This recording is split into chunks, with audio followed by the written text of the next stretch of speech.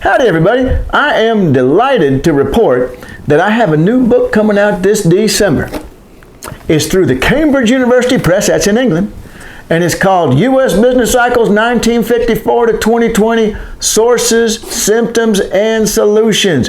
Last bit's called Alliteration, that's what sells books. Now, as you probably assume, most of the book is about ranching.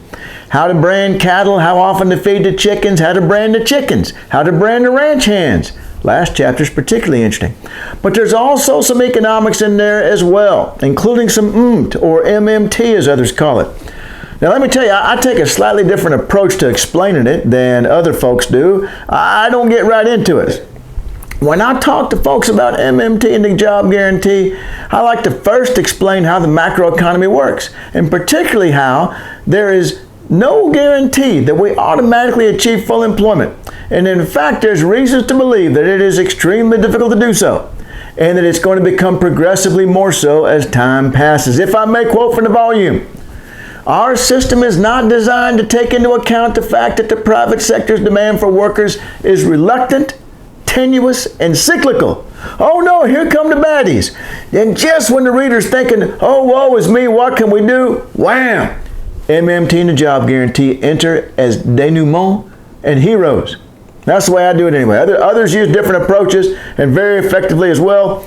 We all got our rhetorical strengths in explaining the concepts to the general public, and different members of the general public learn differently.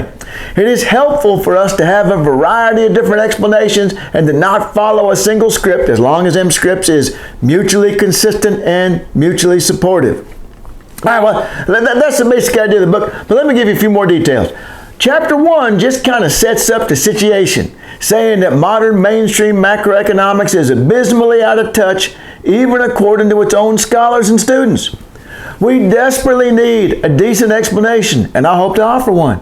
Mine being drawn from the economics of John Maynard Keynes, Michael Kalecki, Wesley Clair Mitchell, Hyman Minsky, and Paul Davidson. And Victoria Chick, by the way. I don't mention her in the volume, and that honestly is an embarrassing oversight. It was really from her book, Macroeconomics After Keynes, that I finally, truly understood macroeconomics. And she was a wonderful person and a brilliant scholar that we just lost a few years ago, and I miss her. All right, well, Chapter 2, it starts the explanation of how business cycles occur, and it depends heavily on Chapter 22 of Keynes's general theory and his concept of fundamental uncertainty. It also explains the machinations of the financial sector, which is a vital part of any expansion in the level of economic activity or collapses thereof, but is often completely ignored by the mainstream. Well, why do we have a business cycle? Well, let me quote again from the volume. The reason is directly related to fluctuations in physical investment spending. Investment drives the expansion, but then slows as firms reach targeted levels of capacity. And since investment is highly correlated with profits, the latter also falls, which in turn disappoints erstwhile optimistic entrepreneurs. In an environment of fundamental uncertainty, this can lead to overreaction, panic, and a further decline in investment spending. It's all compounded by the financial sector, which will have been creating liquidity for the non-financial sector and thereby engaging in acts that tend to make their solvency increasingly dependent on the continuation of the upturn. Once the latter is ended, financial institutions may fail, or at least be far more cautious in terms of their willingness to back projects. Liquidity may even drop to the point that firms find it difficult to even finance everyday operations, let alone physical investment. On top of all this, government automatic stabilizers will have been operating in reverse, cutting spending and raising effective tax rates. Chapter 3 delves into related issues like inflation, monetary and fiscal policy, the stock market, and secular stagnation. Now, one of the most important things in that chapter is about inflation. And it talks about the fact that money growth does not cause prices to rise. That is impossible.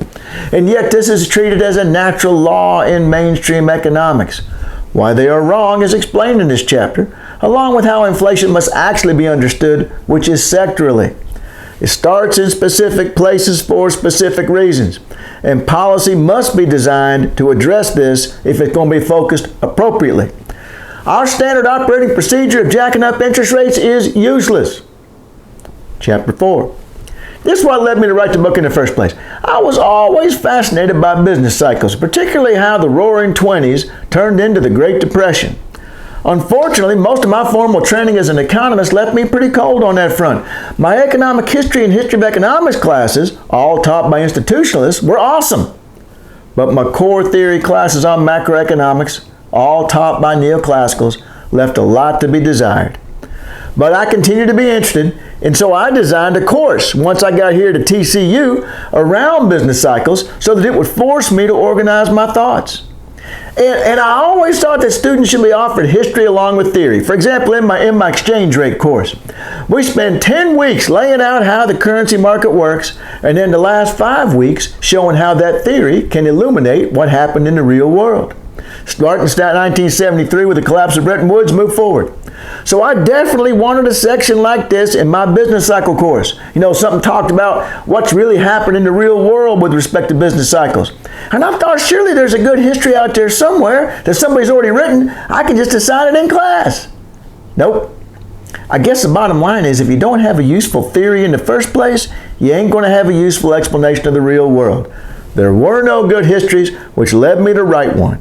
And that's Chapter 4, A History of U.S. Business Cycles from 1954, first year for which I found all the data I thought I needed, to 2020, the date of our last recession. Now the chapter isn't just theory, it also takes pains to point out that the chapter isn't just history, it takes pains to point out that the theory outlined in chapters 2 and 3 shed light on what happened. Break it into 10 different cycles. It was absolutely the hardest part to write, but I'm very pleased with it. All right, so imagine you're the reader and you now have a sense of how the macroeconomy really works. You've read a history that applies that explanation to the real world, and then you're thinking, oh my God, we're all going to die, which is true in a technical sense, but I mean in terms of the economy, you're going to be pretty depressed. I mean, not only has stuff like COVID happened and caused unemployment, inflation, and other misery, but there's a built-in tendency for the system to break down. Whatever are we going to do? Charge! Here come the cavalry. Now comes Chapter 5, which opens as follows. Chapter 4 recounted the events associated with 10 business cycles that occurred in the United States from 1954 to 2020. Over that period, millions became unemployed for reasons that had nothing to do with their personal choices, values, or qualifications, but because downturns are built into the system. We have experienced secular decline in economic growth, and current economic orthodox scholarship falls well short of understanding, let alone addressing this. In contrast, institutionalist and post-Keynesian inspired work gets to the root of the problem, identifies the manner in which our economy generates cyclical and longer-term losses, and offers a solution.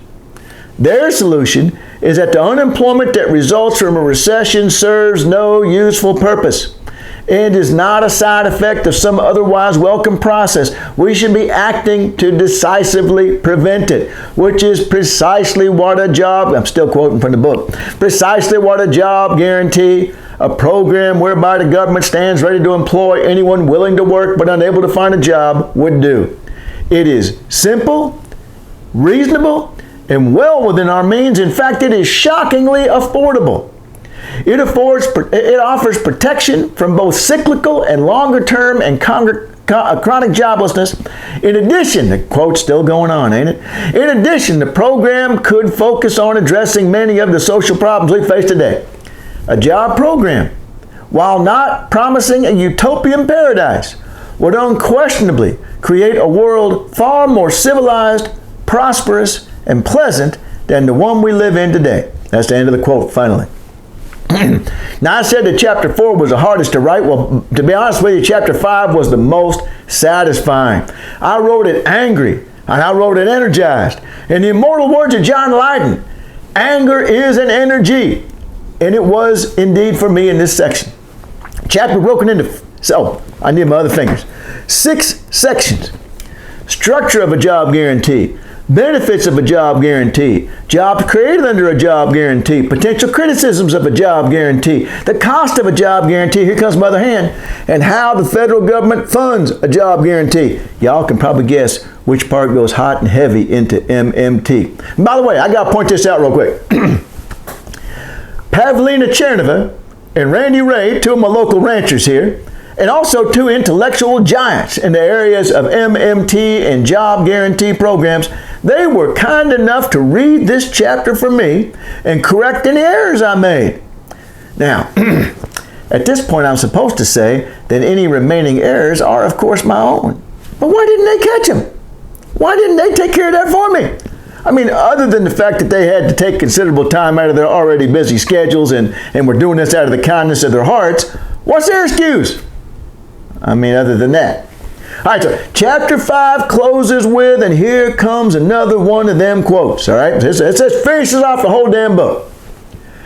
In any event, the only problems we face today are philosophical. We have the tools necessary, just not the collective understanding or will to use them. Let us hope that the data that Tcherneva cites is more indicative of the common mood with respect to the job guarantee. She quotes something in her awesome book about how, gosh, even conservatives are in favor of a job guarantee. And that one of the political parties finally picks up on this. Otherwise, history may not look kindly on the decisions we are making today. And that's the book. Now, there's one more chapter. And this one is it's a technical appendix that goes more detail on the economic models created by Keynes, Kalecki, Minsky, Mitchell, and Davidson. And it does the details of a few of them mainstream approaches too, including Austrianism. And although I wrote the book primarily for other economists, I tried to make it understandable, at least the main part up to the appendix, for educated lay people and students as well.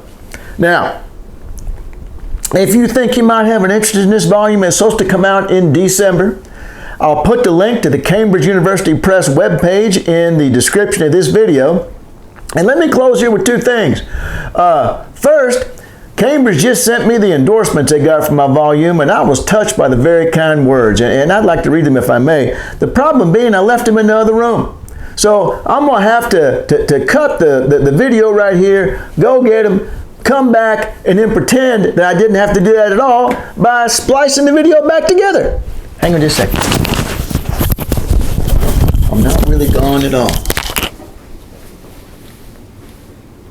Oh, well, here it is. It was here the whole time. I had it up on the fridge because I got to thinking, if I feel real depressed at any point, well, I'm just going to go read the fridge and feel a little better. Because there were some awful nice things said, and I owe a great debt of thanks to these kind ranchers here. The first one is a fellow you might know, L. Randall Ray. He says this about the book. John Harvey has written a great book. Well, hell, I'm done reading right there.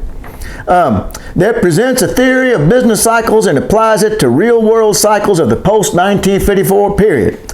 Harvey's theory is informed by Keynes's approach to macroeconomics, and his method follows in the institutionalist tradition to business cycles begun by Wesley Mitchell. Unlike mainstream macro theory, which denies the existence of cycles, attributing events such as the global financial crisis of the late 2000s to random black swan shocks, Harvey argues that the internal dynamics of the capitalist economy generate the swings of the business cycle. The book is suitable for both researchers and classroom use. Here's somebody else you might have heard of. Stephanie Kelton. Why are modern capitalist economies so topsy-turvy? Can we turn to the most esteemed voices within the economics profession for answers? Or has mainstream economics become morally and practically bankrupt? That's a rhetorical question. Professor Harvey offers a fierce critique of contemporary macroeconomics and a lucid analysis of what takes our economy, and millions of us with it, on a roller coaster of gains and losses through time. More importantly, he shows us how to flourish in an unstable world. This one here from Pavlina Tcherneva, president of the Levy Institute. John Harvey delivers a masterful exploration of the heartbeat of the U.S. economy, why it grows, why it stumbles, and how the fortunes of working families are swept up in these cycles.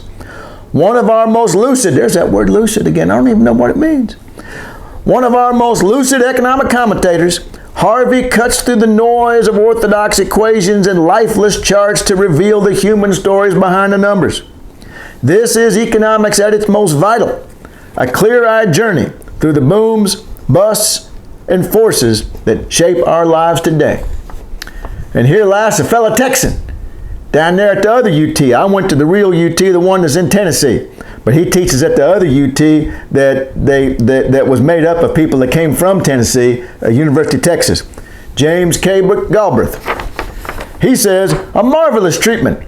Sensible, clear, and accessible. Why not lucid? With a superb explanation of uncertainty, which brings Keynes front and center and demolishes the neoclassical notions of risks and shocks. Harvey, I swear I didn't realize this when I was reading it. I know I've read it before. Harvey follows with a lucid history of U.S. business cycles, demonstrating the profit investment sources of economic downturns. He ends with a powerful call for a job guarantee to offset the instabilities and harsh social costs that are inherent in our system. I got to tell you, as somebody that has learned so much personally from these four people right there, from men to have said such kind things about my volume means a lot to me. I did my best. I think it's the best thing I've ever written, but then if everything else I've ever written really sucks, then that's not really a big compliment. But it's definitely the best thing I've ever done. And I'm tired.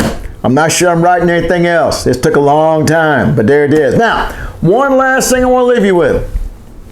One of the most important quotes in the history of economics is that from Joan Robinson, a contemporary of Keynes and a faculty member in the Econ Department at Cambridge. And she said, the purpose of studying economics is not to acquire a set of ready-made answers to economic questions, but to learn how to avoid being deceived by economists. Absolutely, positively true. And I hope that my volume can help you in that endeavor.